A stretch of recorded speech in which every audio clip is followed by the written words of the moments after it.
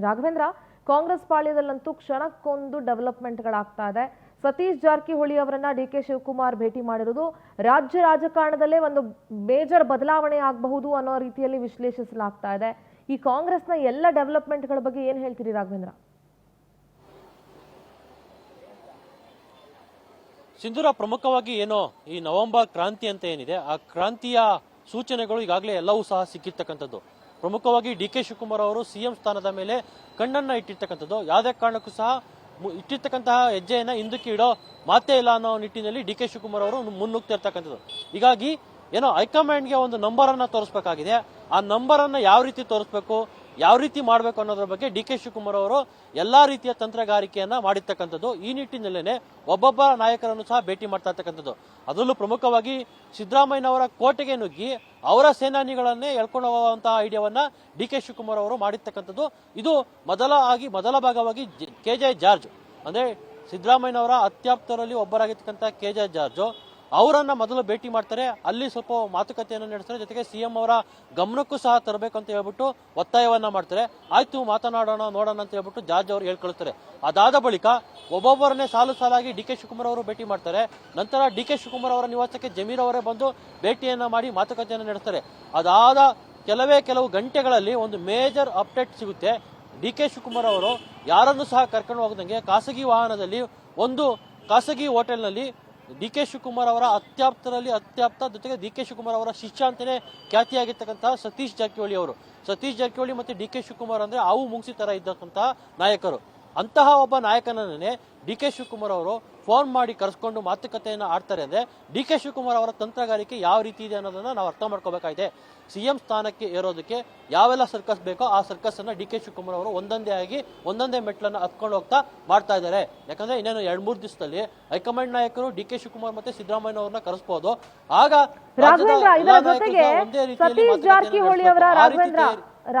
ಸತೀಶ್ ಜಾರಕಿಹೊಳಿ ಅವರ ಇವತ್ತಿನ dinner arrange ಆಗಿದೆಯಲ್ಲ, ರಾತ್ರಿ ಡಿನ್ನರ್ ಮೀಟಿಂಗ್ ವಿಚಾರ ಏನು ಮತ್ತು ಮಧ್ಯಾಹ್ನ ಲಂಚ್ ಮೀಟ್ ಆಯ್ತಲ್ಲ, ಅದ್ರ ಸಂಬಂಧ ಏನು?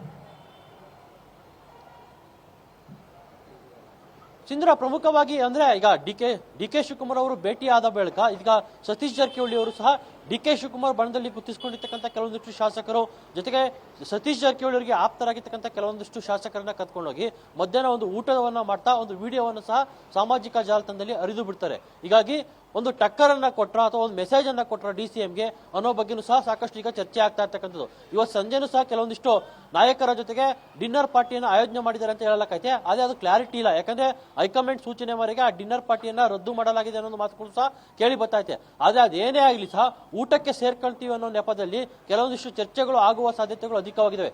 ಡಿ.ಕೆ. ಶಿವಕುಮಾರ್ ಅವರು ಸತೀಶ್ ಜಾರಕಿಹೊಳಿಗೆ ಕೆಲವೊಂದಿಷ್ಟು ಬೇಡಿಕೆಗಳನ್ನ ಇಟ್ಟಿದ್ದಾರೆ. ನಿನ್ನ ಬೇಡಿಕೆ ಕೆಪಿಸಿಸಿ ಅಧ್ಯಕ್ಷ ಸ್ಥಾನ ಅಥವಾ ಡಿಸಿಎಂ, ಈ ಎರಡನ್ನೂ ಸಹ ಮಾಡ್ತಕ್ಕಂತಹ ಜವಾಬ್ದಾರಿ ನನ್ನದು, ನನಗೆ ಸಪೋರ್ಟ್ ಮಾಡೋ ಅನ್ನೋ ನಿಟ್ಟಿನಲ್ಲಿ ಸಹ ಮಾತುಕತೆ ಆಗಿದೆ ಅನ್ನೋ ಒಂದು ಮಾತುಗಳು ಸಹ ಕೇಳಿ ಬರ್ತಾ ಇದೆ. ಜೊತೆಗೆ ಸತೀಶ್ ಜಾರಕಿಹೊಳಿ ಸಹ ಸ್ಪಷ್ಟವಾಗಿ ಹೇಳಿರ್ತಕ್ಕಂಥದ್ದು, ಸಿದ್ದರಾಮಯ್ಯ ಎಲ್ಲಿವರೆಗೂ ಇರ್ತಾರೋ ಸಿದ್ದರಾಮಯ್ಯನವರ ಬೆನ್ನೆಲುಬಾಗಿ ನಾನು ನಿಲ್ತೀನಿ ಅನ್ನೋ ಒಂದು ಮಾತನ್ನು ಸಹ ಸತೀಶ್ ಜಾರಕಿಹೊಳಿ ಅವರು ಹೇಳ್ತಾರೆ. ಹೀಗಾಗಿ ಡಿ.ಕೆ. ಶಿವಕುಮಾರ್ ಮತ್ತೆ ಸತೀಶ್ ಜಾರಕಿಹೊಳಿ ಅವರ ಮಾತುಕತೆ ಈಗ ರಾಜ್ಯ ರಾಜಕೀಯದಲ್ಲಿ ತೀವ್ರ ಕುತೂಹಲ ಮತ್ತೆ ಚರ್ಚೆಯನ್ನ ಹುಟ್ಟಿ ಹಾಕಿರ್ತಕ್ಕಂಥದ್ದು. Sindhura, all right Raghavendra, thank you ನಿಮ್ಮೆಲ್ಲ ಡೀಟೇಲ್ಸ್ಗಾಗಿ. ಎಸ್ ಅರುಣ್ ಸರ್, ಇದು ಈ ಬಗೆನ ಡೆವಲಪ್ಮೆಂಟ್. ಸೊ ಏನ್ ಹೇಳ್ತೀನಿ ಲಾಸ್ಟ್ ಫ್ಯೂ ವರ್ಡ್ಸ್? ಇಲ್ಲಿ ನೋಡಿ, ಅಲ್ಲಿ ಪ್ರಮುಖವಾಗಿ ಗಮನಿಸಬೇಕಾಗಿರುವಂತಹ ವಿಷಯ, ಸತೀಶ್ ಜಾರಕಿಹೊಳಿ ಮೊದಲೊಂದು ಸ್ಟೇಟ್ಮೆಂಟ್ ಮಾಡ್ತಾರೆ. ಸಿದ್ದರಾಮಯ್ಯನವರು ಅಧಿಕಾರಾವಧಿ ಮುಗಿದ ಬಳಿಕ 2028ಕ್ಕೆ ನಾನು ಸಿಎಂ ಅಭ್ಯರ್ಥಿ. ನಂತರ ಅವರ ಹೇಳಿಕೆ ಬದಲಾಗುತ್ತೆ. ಸತೀಶ್ ಜಾರಕಿಹೊಳಿ ಹೇಳ್ತಾರೆ, ಇಲ್ಲ ಕೆಪಿಸಿಸಿ ಅಧ್ಯಕ್ಷರ ಬದಲಾವಣೆ ಆಗಬೇಕು, ನಾನು ಕೆಪಿಸಿಸಿ ಅಧ್ಯಕ್ಷ ಸ್ಥಾನದ ಆಕಾಂಕ್ಷಿ, ಅದರಲ್ಲೂ ಪರಿಶಿಷ್ಟ ಪಂಗಡಕ್ಕೆ ಸೇರಿರುವಂತಹ ಅವರನ್ನು ಆ ಸ್ಥಾನಕ್ಕೆ ತಂದರೆ ಅವರು ಸಪೋರ್ಟ್ ಮಾಡ್ತೀವಿ ಅಂಥೇಳಿ ಅಹಿಂದ ಸಮುದಾಯದವರು, ಅದರಲ್ಲೂ ಪ್ರಮುಖವಾಗಿ ಪರಮೇಶ್ವರ್ ಸೇರಿದಂತೆ ಪ್ರಮುಖ ನಾಯಕರು ಅವ್ರನ್ನ ಸಪೋರ್ಟ್ ಮಾಡ್ತಾರೆ. ಅಂದರೆ ಅಲ್ಲಿ ಒಂದು ಸ್ಟ್ರಾಟಜಿ ನಿರ್ಮಾಣ ಆಗುತ್ತೆ. ಯಾವ ಡಿ.ಕೆ. ಶಿವಕುಮಾರ್ ಮುಖ್ಯಮಂತ್ರಿ ಹುದ್ದೆಯ ಮೇಲೆ ಕಣ್ಣಿಟ್ಕೊಂಡು ಸ್ಟ್ರಾಟಜಿ ಮಾಡ್ತಾ ಇದ್ರು, ಅವರ ಮೂಲಕ್ಕೆ ನಾವು ಕೈ ಇಡೋಣ ಅಂತ ಹೇಳ್ಬಿಟ್ಟು ಕೆಪಿಸಿಸಿ ಅಧ್ಯಕ್ಷ ಸ್ಥಾನಕ್ಕೆ ಅವ್ರು ಕೈ ಇಡ್ತಾರೆ. ಆದರೆ ಈಗ ಡಿ.ಕೆ. ಶಿವಕುಮಾರ್ ತಾನಾಗೇ ಹೋಗಿ ಸತೀಶ್ ಜಾರಕಿಹೊಳಿ ಅವ್ರನ್ನ ಭೇಟಿ ಮಾಡಿರೋದು ನೋಡಿದ್ರೆ ಎಲ್ಲೋ ಒಂದು ಕಡೆ ಇದು ವೈಸ್ ವರ್ಷ ಮಾಡ್ಕೊಳ್ಳುವಂಥ ಒಂದು ಪ್ರಯತ್ನ ಇರಬಹುದಾ? ನೀನು ಅವತ್ತೇ ಕೇಳಿದ್ದಪ್ಪ ಕೆಪಿಸಿಸಿ ಅಧ್ಯಕ್ಷ ಸ್ಥಾನನ ನಾನು ನಿಮ್ಗೆ ಬಿಟ್ಕೊಡ್ತೀನಿ, ನನಗೆ ಪ್ರತಿಯಾಗಿ ನನ್ನ ಸಿಎಂ ಮಾಡ್ಕೊಳ್ಳೋದಕ್ಕೆ ಒಪ್ಕೊಳ್ಳಿ ಅಂತ ಕೇಳಿರಬಹುದು. ಇನ್ಸೈಡ್ ಮಾಹಿತಿ. ಡಿ ಕೆ ಶಿವಕುಮಾರ್ ಅವರ ಮನಸ್ಥಿತಿಯನ್ನು, ಅವರ ನಡವಳಿಕೆಯನ್ನು ಗಮನಿಸಿದವರು ಯಾರಾದರೂ ಸುಲಭವಾಗಿ ಹೇಳ್ಬೋದು ಡಿ ಕೆ ಶಿವಕುಮಾರ್ ಇದೇ ನಡೆಯನ್ನು ನಡೀತಾ ಇದ್ದಾರೆ ಅಂತ. ಮೇಲಾಗಿ ಡಿ ಕೆ ಶಿವಕುಮಾರ್ ಹೈಕಮಾಂಡ್ ಮಟ್ಟದಲ್ಲೂ ಅಷ್ಟೇ. ಅಲ್ಲಿ ನೋಡಿ, ನಾವು ಇವತ್ತು ಹೈಕಮಾಂಡ್ ಅಂತ ಗುರುತಿಸೋದು ಯಾರನ್ನ? ಖರ್ಗೆ ಅವರು ಆಗಲೇ ಸ್ಟೇಟ್ಮೆಂಟ್ ಮಾಡಿದ್ದಾರೆ.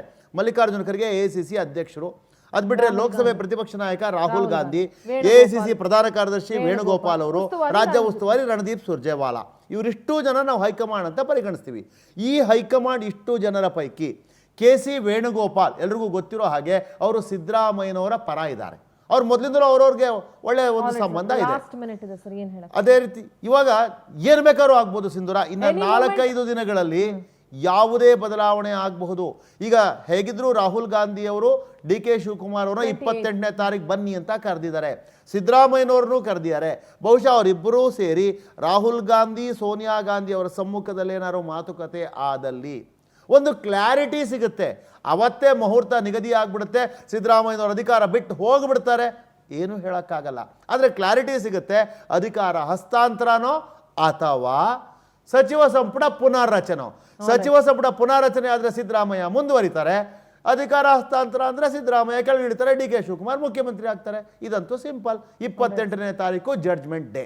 All right sir, thank you so much sir ಚರ್ಚೆಯಲ್ಲಿ ಭಾಗಿಯಾಗಿದ್ದಕ್ಕೆ. ವೀಕ್ಷಕರು, ಒಟ್ಟಿನಲ್ಲಿ ಕಾಂಗ್ರೆಸ್ಗೆ ಬಹುಮತವನ್ನ ಕೊಟ್ಟಿರುವಂತಹ ರಾಜ್ಯದ ಜನ ಇವತ್ತು ತಲೆ ತೆಚ್ಕೊಳ್ಳೋ ಪರಿಸ್ಥಿತಿ ಬಂದಿದೆ. ಯಾಕಂದ್ರೆ ಅಧಿಕಾರದ ಕಡೆ ಮತ್ತು ಯಾವ ರೀತಿ ಆಡಳಿತ ನಡೆಸಬೇಕು ಅನ್ನೋದನ್ನ ಪಕ್ಕಕ್ಕಿಟ್ಟು ಇವರ ಕುರ್ಚಿ ಕಾದಾಟದಲ್ಲಿ ತೊಡಗಿಸ್ಕೊಂಡಿರೋದ್ರಿಂದ ಅಡ್ಮಿನಿಸ್ಟ್ರೇಷನ್ ಝೀರೋ ಅಂತಾನೆ ಹೇಳಬೇಕು ಅಂತ ಹೇಳ್ತಾ ಇವತ್ತಿನ ಕಾರ್ಯಕ್ರಮ ಅಲ್ಲಿಗೆ ಮುಗಿಸ್ತಾ ಇದ್ದೀನಿ.